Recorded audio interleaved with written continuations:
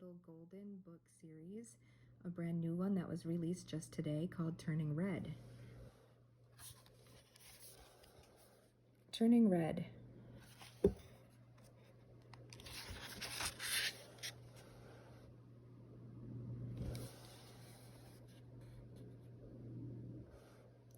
Maylin Lee, or May for short, was a fun and feisty 13-year-old.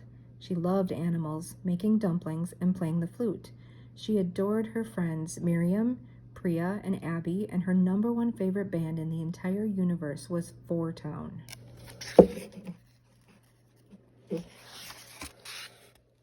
May also loved her home life, but she kept it very separate from her school life.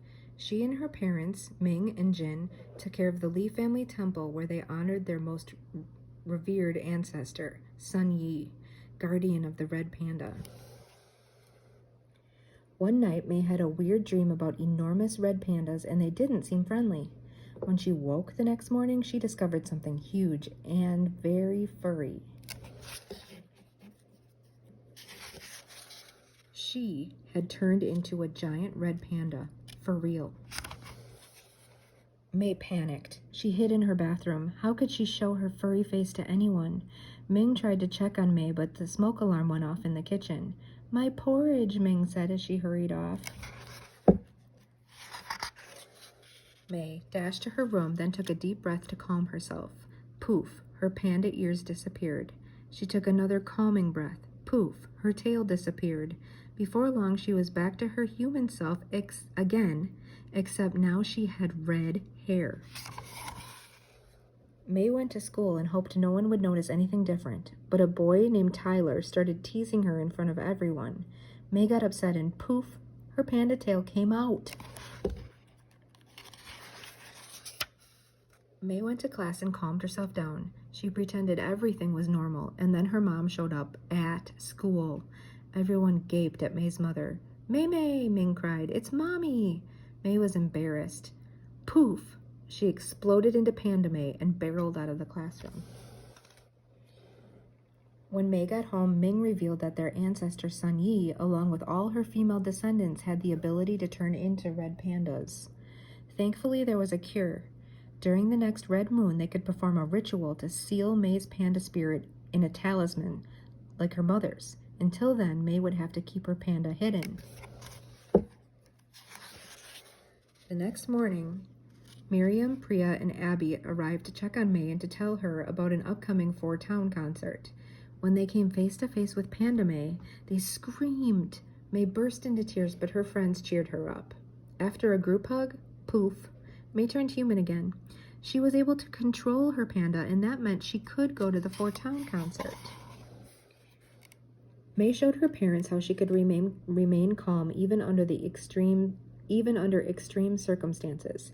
They were impressed, but Ming still wouldn't allow May to see Four Town. May and her friends wouldn't take no for an answer. At school, they tried to figure out a way to raise money for the concert tickets. May poofed into her panda to help inspire ideas. Unfortunately, two girls walked into the bathroom and saw her. "You are the cutest thing ever," exclaimed one of the girls. They loved the panda so much they even offered to pay for it. That gave May and her friends the idea of the century: use the red panda to raise money for their concert tickets. Before long, May was the star of the school. Their plan was working. Even Tyler loved her. He asked May to entertain the kids at his birthday party. But now, there was a new problem. May learned that the Red Moon ritual was on the same night as the Four Town concert. May's grandmother and aunties arrived to help with the ritual. On the night of the red moon, the ceremony began and everyone chanted. Moments before May was fully separated from her panda, she decided she couldn't go through with it. Boom! The ground shook, and the temple filled with red smoke. When it cleared, Panda May was standing there in all her glory. "I'm going to the concert," she yelled as she ran out of the temple. How could she do this to her own mother? Ming exclaimed. Her fury was so intense that it shattered her talisman. Panda May ran through the streets toward the concert. She leaped into the stadium and poofed back into a girl. Miriam, Priya, and Abby embraced her. For town, for town, for town, the crowd chanted. One by one, the pop stars took the stage. Nothing could ruin the moment for May except a humongous red panda. It was Ming. May, May, she roared. The stadium was in complete chaos, while gigantic Panda Ming with glowing red eyes towered over the crowd. As May's family arrived and began to prepare for another ritual, May and Ming fought like they never had before. You are in big trouble, young lady, bellowed Ming. I'm shutting this down right now.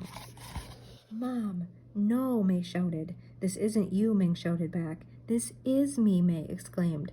She was so mad she launched herself at her mother and crashed into her. The whomp.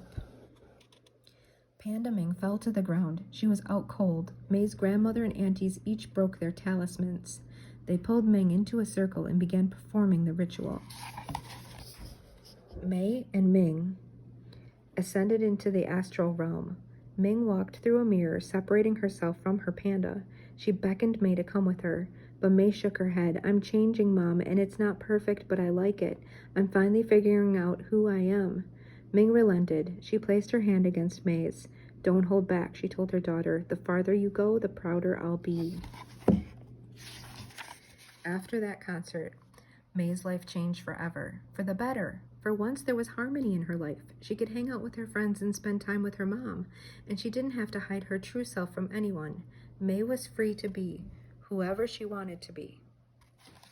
That's the end of this little golden book called Turning Red. I believe it's a new movie that's coming out soon.